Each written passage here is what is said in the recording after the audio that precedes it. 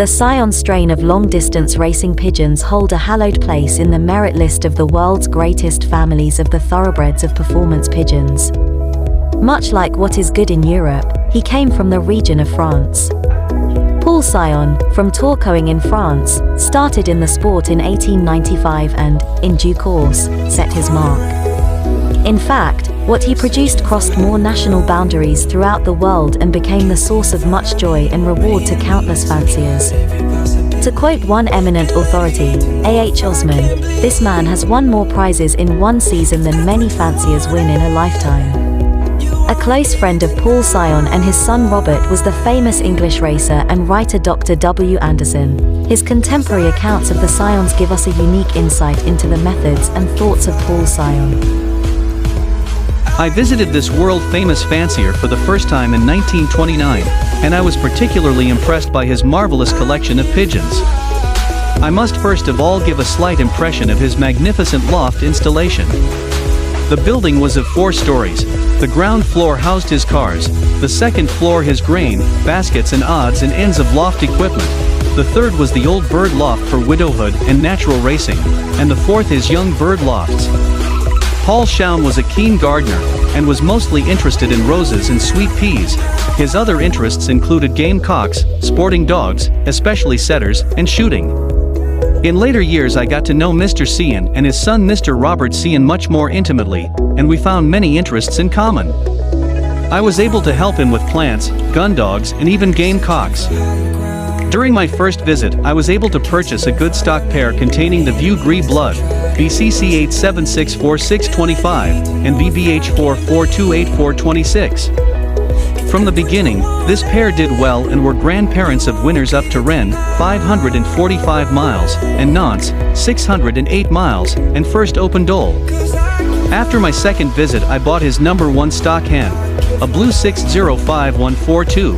She had bred many winners for Paul Sion, and she also did well for me. Later I purchased a red checker cock Admiration 605299729, when he was a yearling. I selected him, and was able to have him only because he had been shot in the leg when returning from his last race, and was permanently lame. Paul rightly considered that his racing days were over. Admiration left at Tourcoing a youngster which was to be Paul Sion's national winner in a future year from Morceau. With Admiration I also bought a mealy hen, 82288, who was the dam of Champion Rouge Maquet. Paul Sion considered Champion Rousselette and Champion Rouge Maquet his 2 greatest pigeons. I was fortunate in making these selections, and especially before the stock from them had won their spurs in the long races. They therefore justified my selection. Mr. Sion presented me with Champion Rousselette, and up to the war in 1939 he gave me all the birds I required.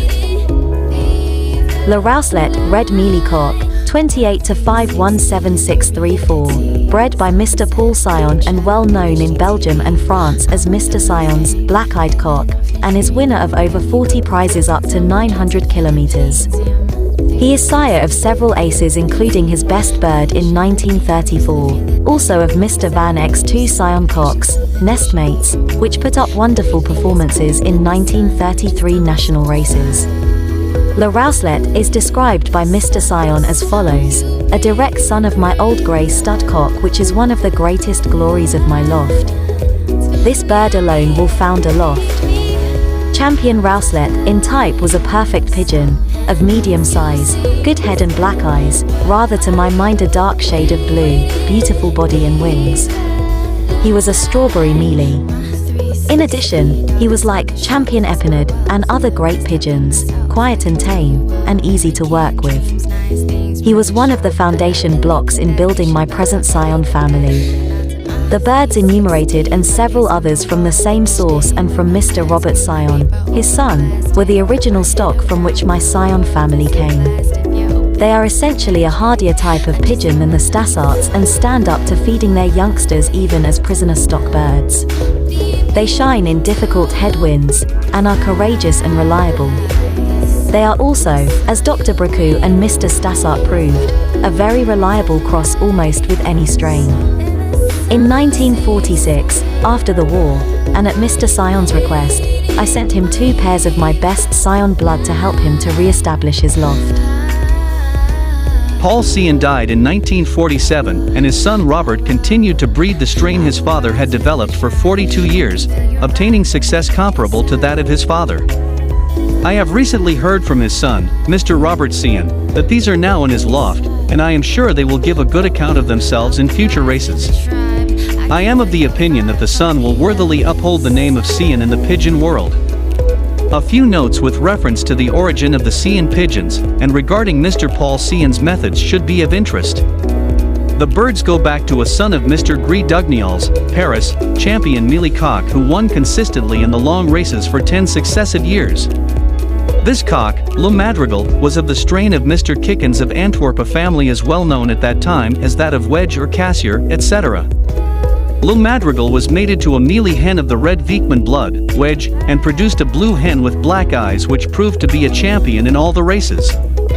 She was later mated to a cock of the blood of Pinon and Delethauer. From this mating came the famous champion Rouge Sion, who was a great winner and breeder of winners.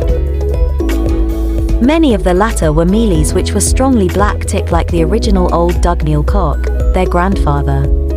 Mr. Sion conserved and cultivated this family for between 30 and 40 years. The birds became his famous views grease. Mr. Sion used a suitable outcross occasionally. He was not a confirmed inbreeder. His successes were phenomenal at all distances and especially when conditions were adverse. The birds were game and at all times dependable. I was impressed, in my numerous visits to the loft, by the uniform quality of the birds. He had always a preponderance of reds, red checks, and mealies, and all these were of the same type. The young bird loft was occupied by a magnificent team. Mr. Sion never seemed to have a bad breeding season. Some of the birds were above medium size, but all without exception were robust and muscular. Mr. Sion was a champion racer and an outstanding breeder, two qualifications which are very seldom got at the same time. On inspecting and handling a pigeon typical of the Sion family, I was always impressed by the fact that although the bird looked more than medium size, he was seldom heavy and he appeared smaller in the hand. On the average, the Sions are definitely bigger than the Stasserts or the Bricot birds. They are good racers and good breeders.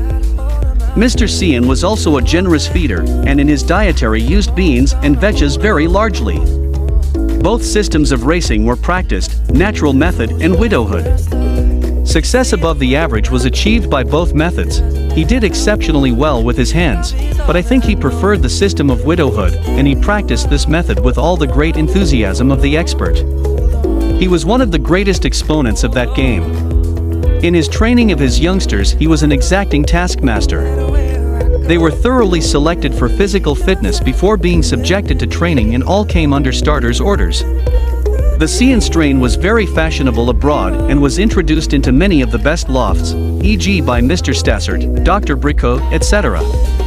Mr. Ernest Duray, who won the Pau National in successive years with La Plume Blanche de Pau, was another fancier who regarded the Sion family highly.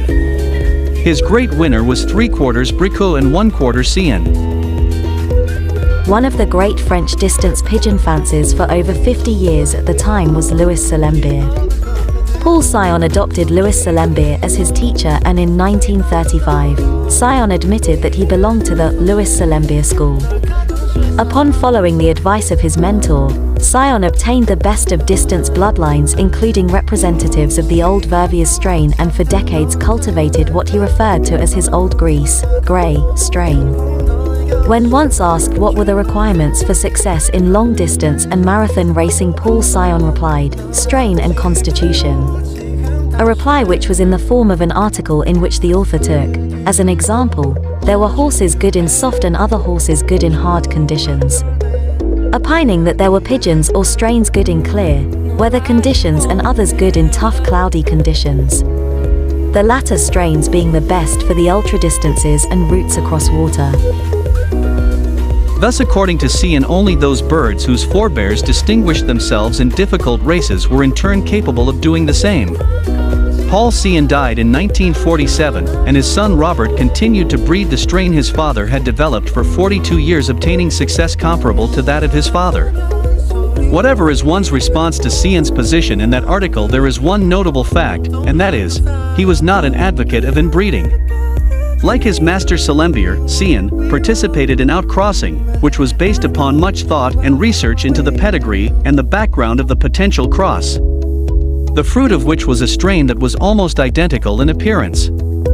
Apparently this great pigeoneer had perfected his outcrossing approach to the level of a science. Today, there are those who claim to have representatives of the Sion strain.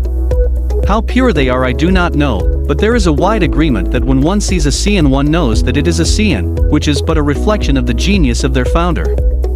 The Sion genetics have endured in champions around the world, their presence and influence has even crossed into Ireland, where the tough characteristics so loved by Paul Sion have been blended with proven Irish bloodlines to produce many champions, including those of the Blue Ribbon King's Cup.